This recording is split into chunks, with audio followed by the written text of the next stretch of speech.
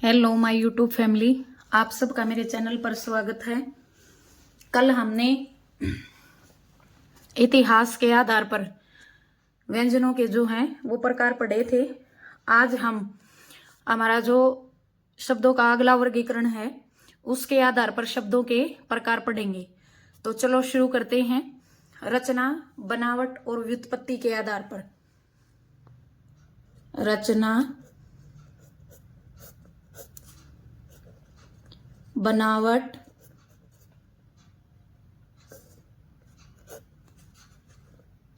और व्युत्पत्ति के आधार पर।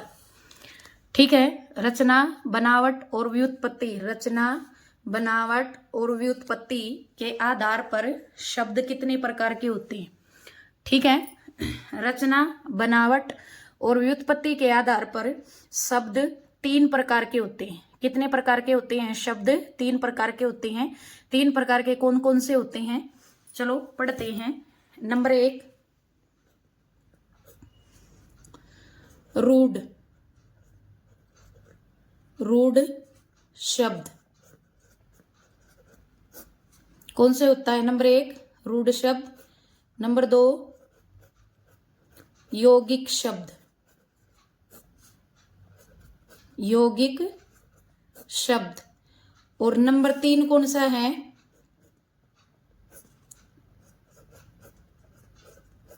योगरूढ़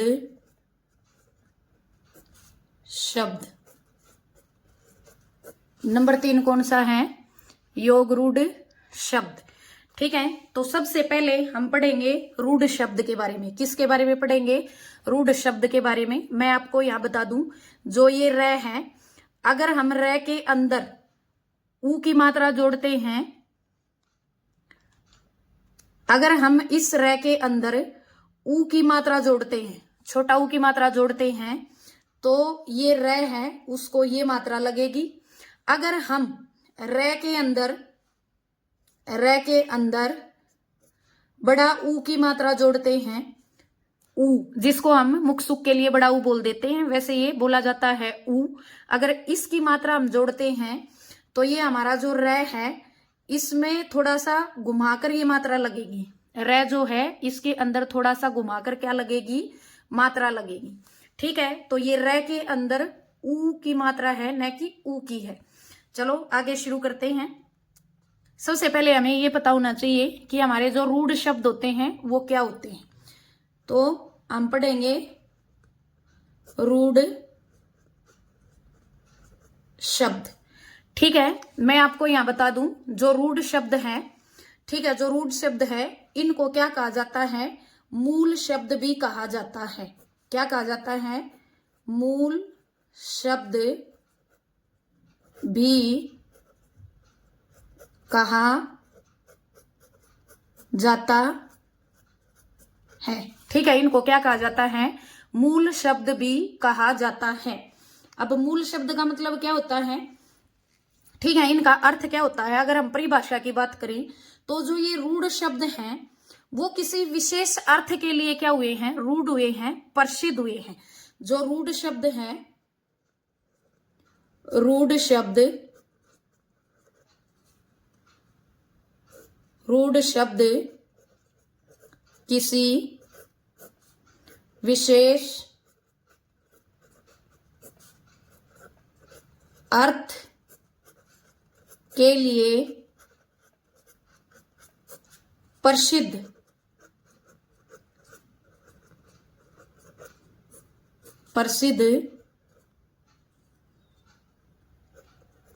होते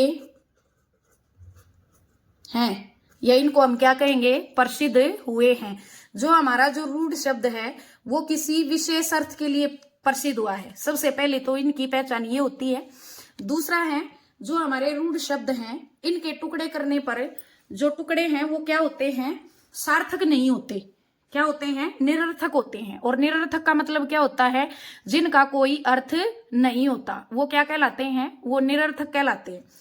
दूसरा पॉइंट अगर हम पढ़ें तो इनके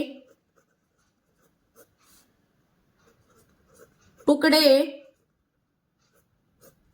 सार्थक नहीं होते, सार्थक नहीं होते हैं।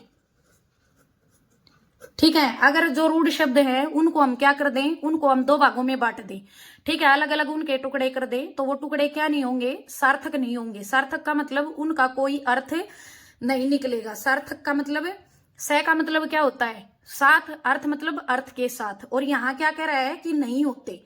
ठीक है, तो उनके टुकड़े अगर हम करेंगे तो वो क्या होंगे, उनके टुकड़ों का कोई अर्थ नहीं निकलेगा, वो निरर्थक हो जाएंगे। ठीक है, जैसे, अच्छा तीसरी बात और मैं बता दूं रूढ़ शब्दों के बारे में, इन शब्दों का निर्माण किसी अन्य शब्द से नहीं होता। इन शब्दों का निर्माण, निर्माण का मतलब होता है बनते हैं, इन शब्दों का निर्माण किसी अन्य शब्द, किसी अन्य शब्द से नहीं होता है। ठीक है, तो तीन चीजें रूढ़ शब्द के, रूढ़ जो शब्द होते हैं हमारे, उनमें तीन चीजें बहुत इंपॉर्टेंट होती हैं याद रखने की। क्या होते हैं, रूढ़ शब्द को क्या कहा जाता है, मूल शब्द भी कहा जाता है। क्या कहा जाता है, मूल शब्द भी कहा जाता है। दूसरा, जो ये रूढ़ शब्द होते हैं वो किसी विशेष अर्थ के लिए क्या होते हैं, प्रसिद्ध होते हैं। किसी विशेष अर्थ के लिए क्या होते हैं, प्रसिद्ध होते हैं, या बोल सकते हैं कि इनका अर्थ रूढ़ होता है। ठीक है, प्रचलित होता है, प्रसिद्ध होता है। और दूसरी, तीसरी बात क्या है कि इनके टुकड़े क्या नहीं होते, सार्थक नहीं होते, मतलब इनके टुकड़े अलग अलग अगर हम कर दें तो कोई अर्थ नहीं निकलता। तीसरा जो है, इन शब्दों का निर्माण जो है वो किसी अन्य शब्द से नहीं होता है। अब जैसे उदाहरण लेती हूं मैं,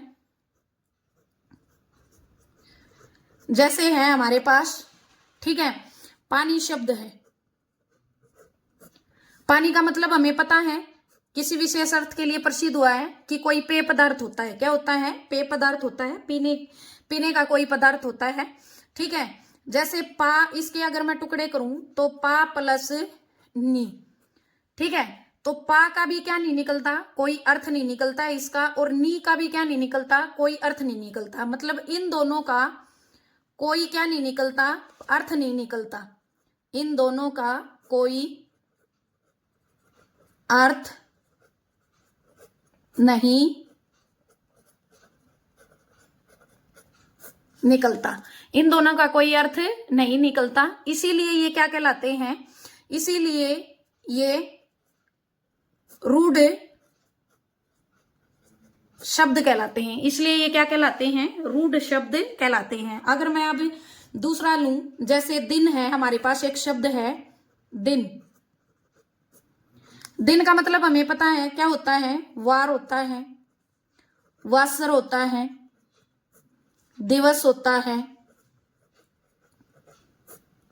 ठीक है, अगर मैं इस दिन के टुकड़े कर दूं, ये दो दिन शब्द हैं, इसके अगर मैं टुकड़े कर दूं दी प्लस न, तो दी का भी क्या नहीं होता, कोई अर्थ नहीं निकलता, और न का भी क्या नहीं होता, कोई अर्थ नहीं निकलता। मतलब इन दोनों के टुकड़े करने पर कोई भी अर्थ नहीं निकलता। अब ये दोनों क्या हो जाएंगे, निरर्थक हो जाएंगे, निरर्थक हो जाते हैं। ठीक है, तो समझ में आया, जो रूढ़ शब्द होते हैं वो कौन से शब्द होते हैं, वे शब्द जो किसी विशेष अर्थ के लिए प्रचलित होते हैं, रूढ़ होते हैं, और इनके टुकड़े करने पर कोई अर्थ नहीं निकलता, उनको हम क्या कहेंगे, रूढ़ शब्द कहेंगे। ठीक है, दूसरा, ये शब्द जो है वो इस विशेष अर्थ के लिए क्या होते हैं, प्रचलित होते हैं।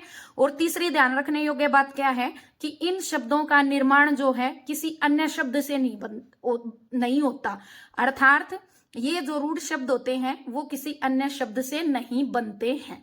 चलो अगला हम पढ़ते हैं, कौन सा, यौगिक।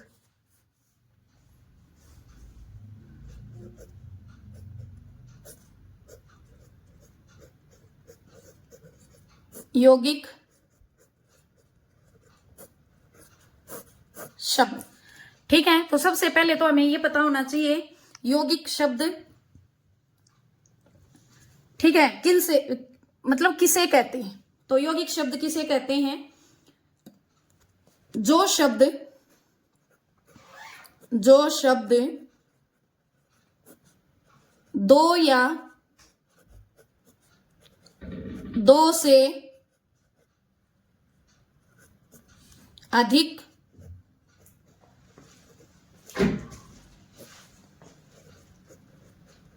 शब्दों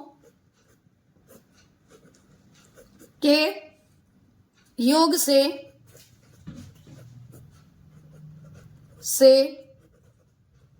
बनते हैं,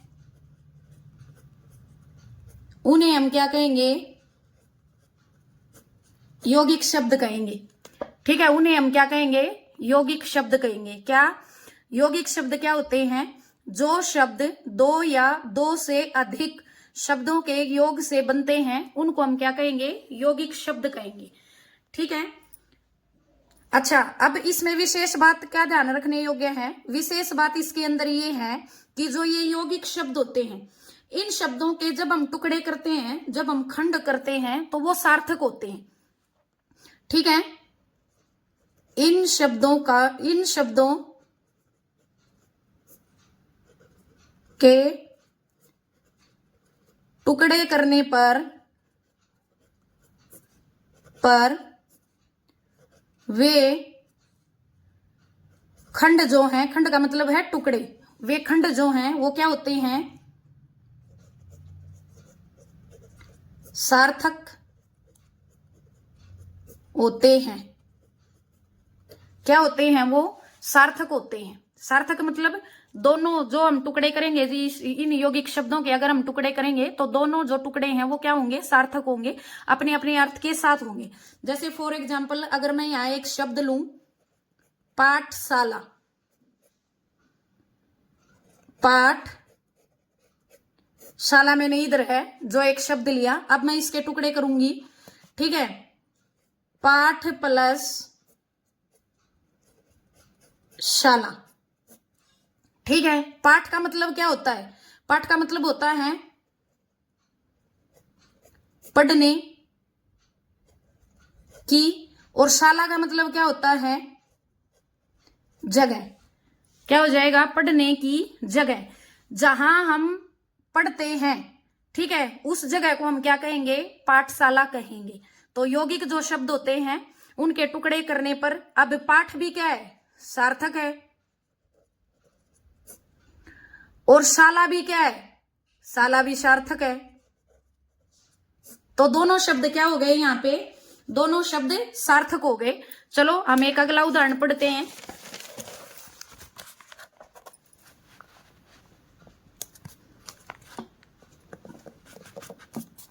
अगला पढ़ते हैं हम, जैसे हमने पढ़ा पुस्तकालय।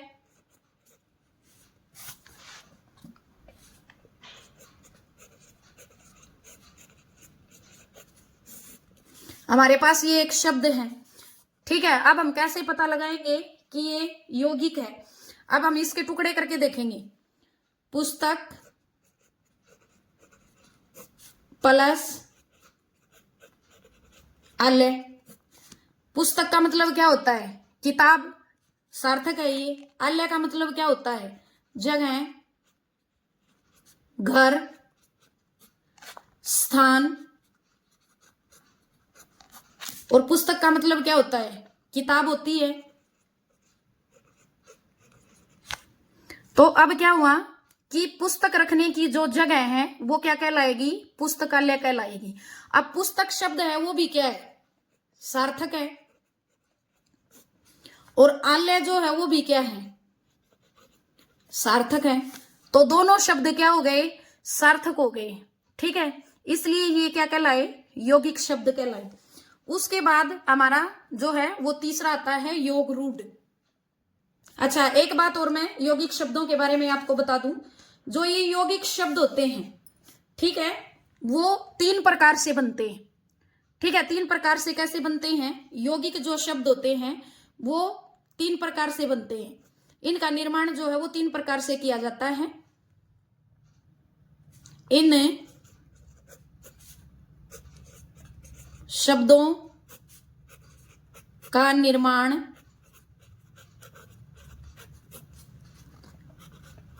तीन प्रकार से किया जाता है। प्रकार से किया जाता है। अब तीन प्रकार से कैसे किया जाता है, देखो। नंबर 1,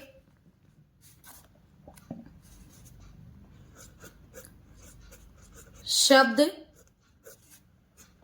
प्लस शब्द को मिलाकर होता है।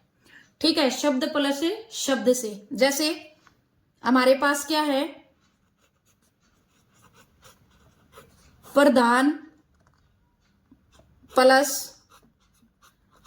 मंत्री है, तो प्रधान भी क्या है, शब्द है, और मंत्री भी क्या है, एक सार्थक शब्द है। तो दो सार्थक शब्दों ने, ठीक है, मिलाकर किसकी रचना कर दी, एक यौगिक शब्द की रचना कर दी है। ठीक है, तो ये तो हो गया शब्द प्लस शब्द से। इसी प्रकार बहुत सारे शब्द हैं, जैसे विद्यालय है। अगर मैं अगले शब्द की बात करूं, विद्यालय है, तो ये भी किससे मिलके बना है, दो शब्दों से मिलके बना है। विद्या प्लस अल्य। विद्या का मतलब क्या होता है, शिक्षा। ठीक है, और अल्य का मतलब क्या होता है, स्थान, जगह। स्थान, जगह, अर्थात विद्या ग्रहण करने की जो जगह होती है, विद्या ग्रहण करने की जो जगह होती है, उसको हम क्या कहेंगे, विद्यालय कहेंगे। बहुत सारे शब्द हैं, जैसे देशभक्ति है, देश भक्ति। अलग अलग करेंगे तो क्या हो जाएगा, देश प्लस भक्ति। देश का मतलब अपने देश के लिए, ठीक है, और भक्ति का मतलब भावना, भक्ति की जो भावना होती है। तो देशभक्ति का अर्थ क्या हो जाएगा, अपने देश के लिए भक्ति। ठीक है, तो इस प्रकार जो है यौगिक शब्द किन से मिलके बने, शब्द प्लस शब्दों से मिलके बने। अच्छा, दूसरा इनका निर्माण किससे होता है, दूसरा इनका निर्माण होता है उपसर्ग प्लस शब्द से मिलके बनते हैं। किन से होता है, उपसर्ग प्लस शब्द से मिलके बनते हैं। कैसे, देखिए, उपहार है, जैसे शब्द है, तो ये दो शब्दों से मिलके बना है, उप प्लस हार।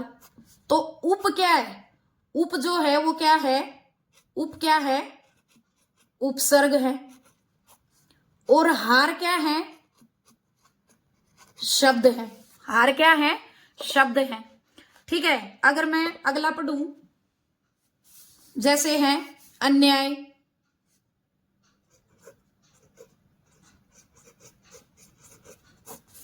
ये भी किससे मिलके बना है, दो शब्दों से मिलके बना है, ए प्लस न्याय। ए प्लस न्याय, तो ए क्या है, ए तो क्या है, ए उपसर्ग है, और न्याय क्या है, शब्द है। ठीक है, तो जो उपसर्ग है और उपसर्ग और शब्द मिलकर किस प्रकार के शब्दों का निर्माण करते हैं, यौगिक शब्दों का निर्माण करते हैं। चलो हम तीसरा पढ़ते हैं, शब्द प्लस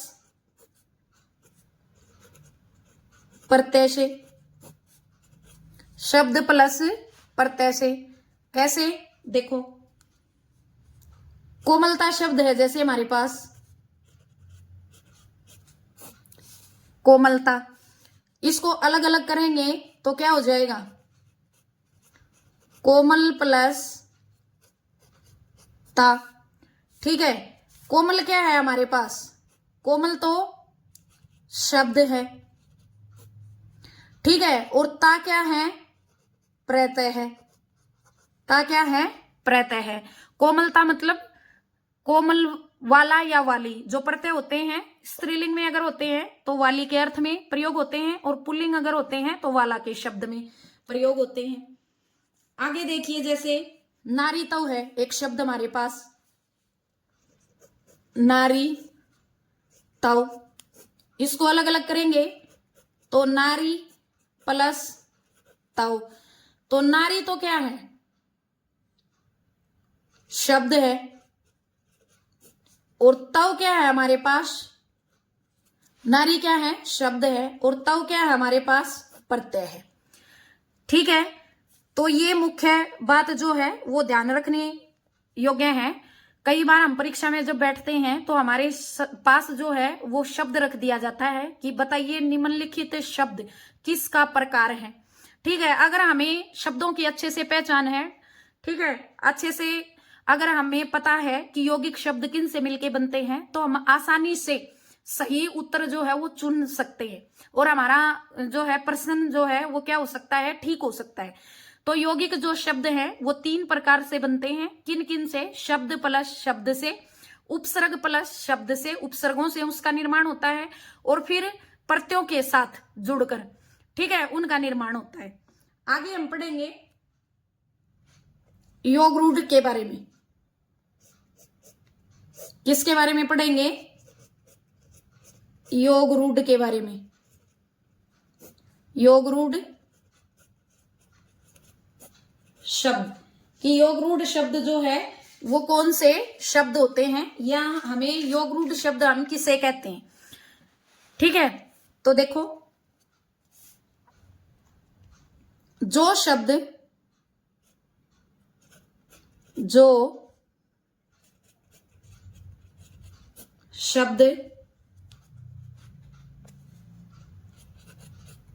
यौगिक होते हुए भी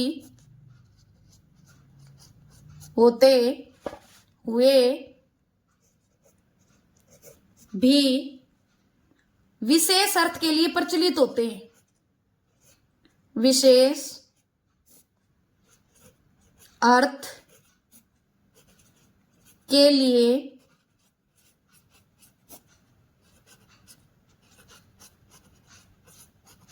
प्रचलित होते हैं।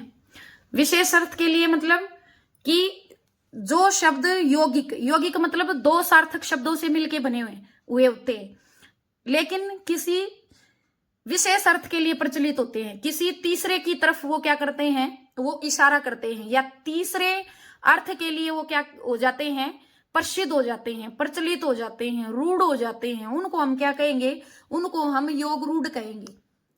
जैसे एक शब्द मैं यहां लूं, जलज, ठीक है, इसको अलग अलग करेंगे। यौगिक का मतलब 2 सार्थक शब्दों से मिलके बने हैं, जल प्लस जय। ठीक है, जल का मतलब क्या होता है, पानी, और जय का मतलब क्या होता है, जन्मा या उत्पन्न हुआ, जो पानी में उत्पन्न हुआ। तो किस विशेष के लिए ये जलज जो शब्द है वो किस विशेष अर्थ के लिए प्रसिद्ध होता है, कमल के लिए प्रसिद्ध होता है। किसके लिए प्रसिद्ध होता है, कमल के लिए प्रसिद्ध होता है। अब देखो, पानी में तो बहुत सी चीजें क्या होती हैं, पानी के अंदर तो बहुत सी चीजें पैदा होती हैं, जन्म लेती हैं, ठीक है, परंतु सभी को जलज नहीं कहा जा सकता। क्या नहीं कहा जा सकता, सभी को जलज नहीं कहा जा सकता। जलज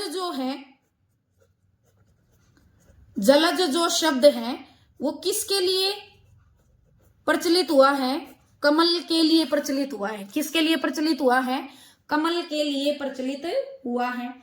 इसी तरह से मैं एक और शब्द लूं, जैसे है निशाचर, अलग अलग करेंगे,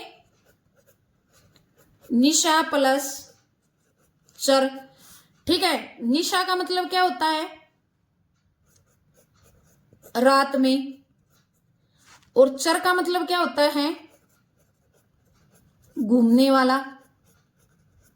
चर का मतलब क्या होता है, घूमने वाला।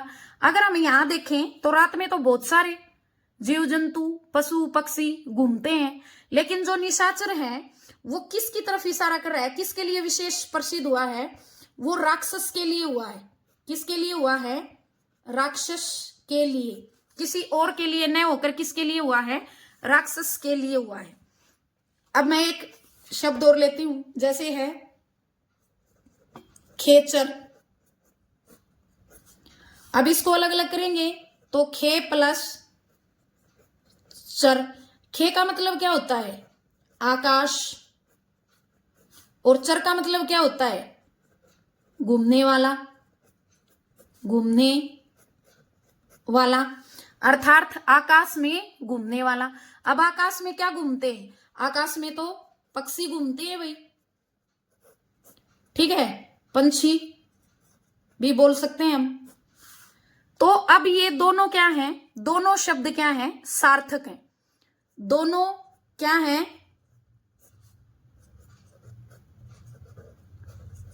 सार्थक हैं, परंतु किसी विशेष अर्थ के लिए क्या हुए हैं, ये यहां पे प्रसिद्ध हुए हैं, प्रचलित हुए हैं। इस प्रकार के जो शब्द होते हैं वो कौन से शब्द होते हैं, योगरूढ़ होते हैं, या हम बोल सकते हैं कि उनको योगरूढ़ शब्द कहा जाता है। अच्छा चलो, अब हमने तीनों प्रकार के शब्द हमने पढ़े हैं। अब थोड़ा सा मैं जो परीक्षा में क्वेश्चन पूछे जाते हैं कि किस तरह से क्वेश्चन पूछे जाते हैं उसके बारे में थोड़ा सा चर्चा करेंगे इधर। अब जैसे मान लो परीक्षा में क्वेश्चन पूछ लिया, कई तरह से जो है क्वेश्चन पूछ लिया जाता है। अब चलो हम पहले क्वेश्चन को देखते हैं। पूछा जाता है इनमें से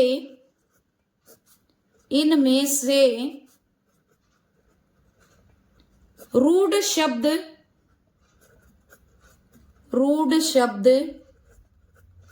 है, वो हमसे ऐसे पूछेगा, ठीक है। ऑप्शन दे देगा नीचे, क्या दे देगा, ए नीलकंठ,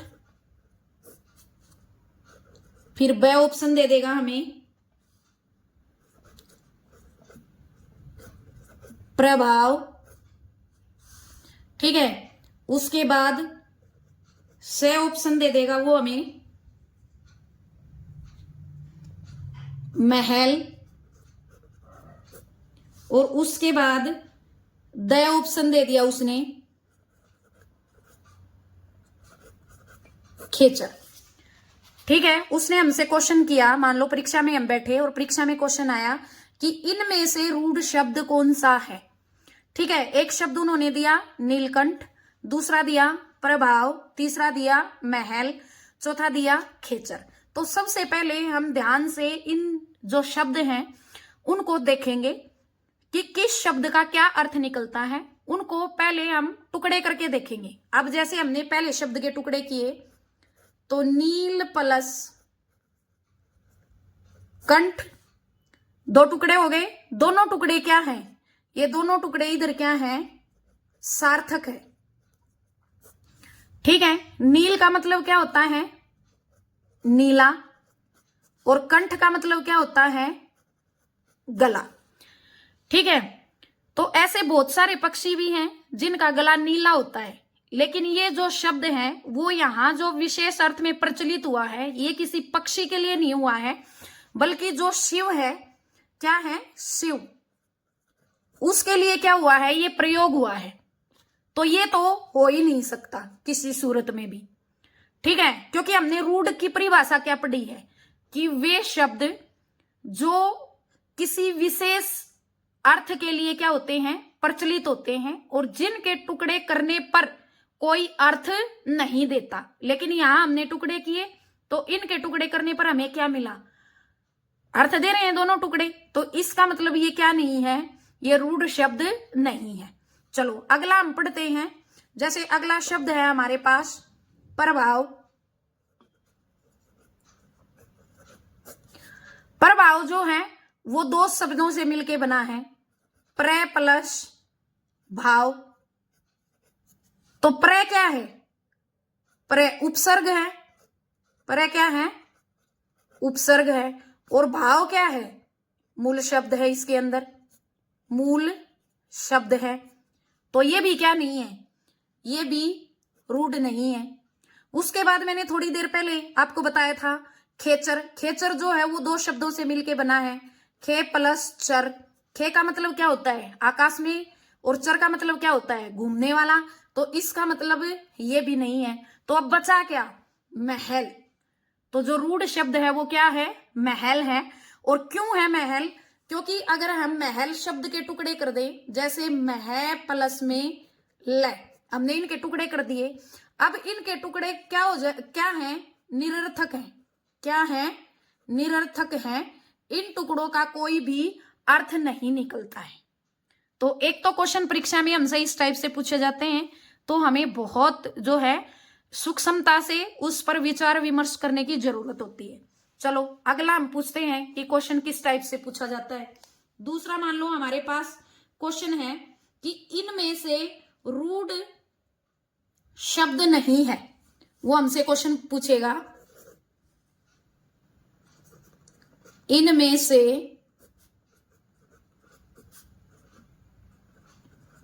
रूढ़ शब्द नहीं है। ठीक है, ऑप्शन दे दिया उसने हमें, ए ऑप्शन दे दिया उसने हमें पाठशाला, फिर उसके बाद बे ऑप्शन दे दिया कलम। ठीक है, उसने उसके बाद से ऑप्शन दे दिया हमें ज्ञान। उसके बाद उसने हमें द ऑप्शन दे दिया चांद। ठीक है, अब वो क्वेश्चन क्या पूछ रहा है कि रूढ़ शब्द नहीं है।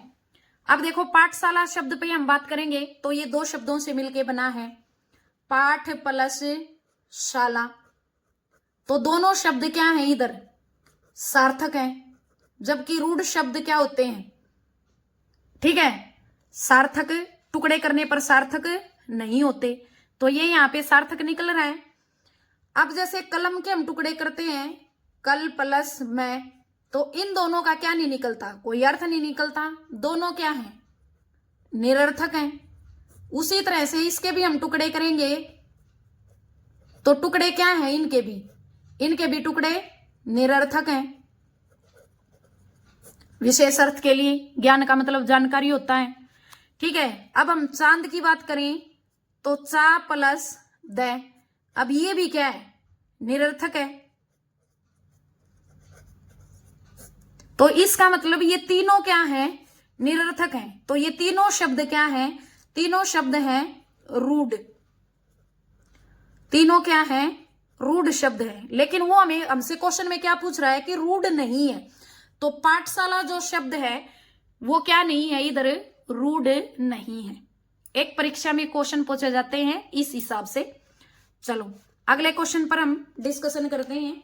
अगला क्वेश्चन है, जैसे दे दिया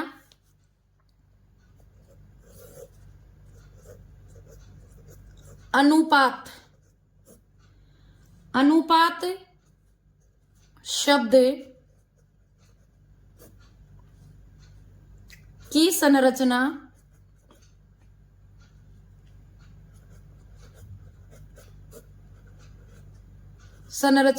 है।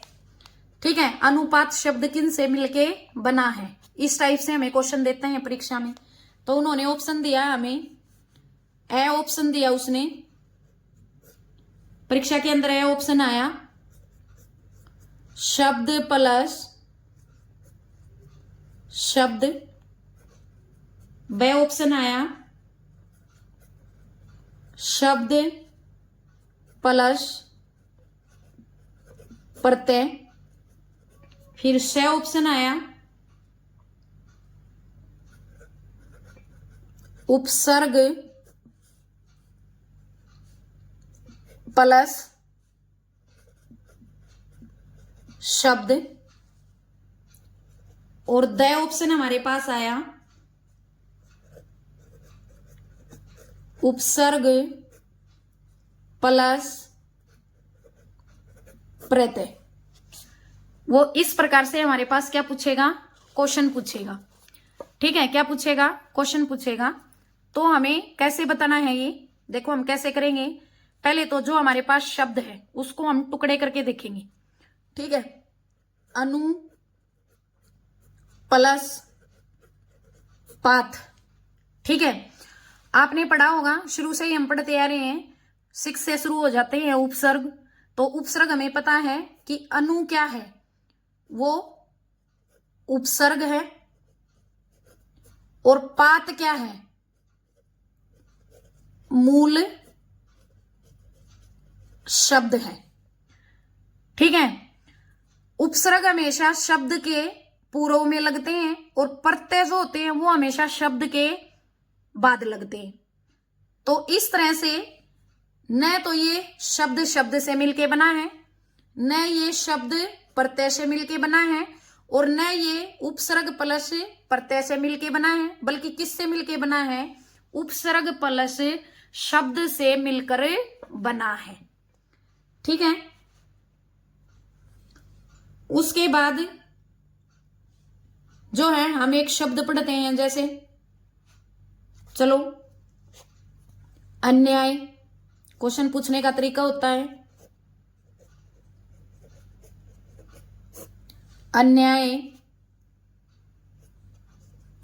शब्द है,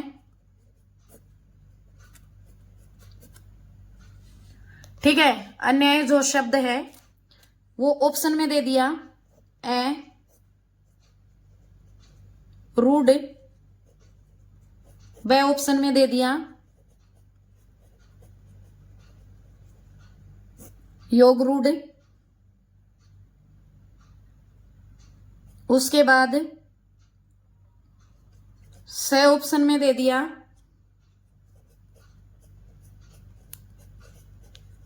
यौगिक, और द ऑप्शन में दे दिया संकर। ठीक है, इस प्रकार से उसने हमसे क्वेश्चन किया। तो सबसे पहले हमें क्या करके देखना है, सबसे पहले हमें जो शब्द दिया गया है उसके टुकड़े करके देखने हैं।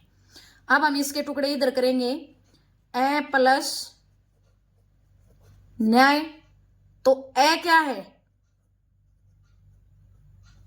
उपसर्ग है, और न्याय क्या है, मूल शब्द है। उपसर्गों के साथ मिलकर किन शब्दों की संरचना होती है, कौन से शब्द बनते हैं, हमने थोड़ी देर पहले पढ़ा था, यौगिक शब्द बनते हैं। तो हमारा सही आंसर क्या होगा, यौगिक शब्द। आज के लिए इतना ही। आशा है कि आपको मेरी जो ये वीडियो है वो अच्छे से समझ में आई होगी। आज मैंने थोड़े से जो महत्वपूर्ण परीक्षा के अंदर जिस टाइप से क्वेश्चन पूछे जाते हैं उस टाइप से मैंने आपको समझाने की एक कोशिश की है। आशा है कि आपको अच्छे से समझ में आया होगा। अगर मेरी वीडियो आपको अच्छी लगी हो तो इसे लाइक करना, शेयर करना, सब्सक्राइब करना। धन्यवाद।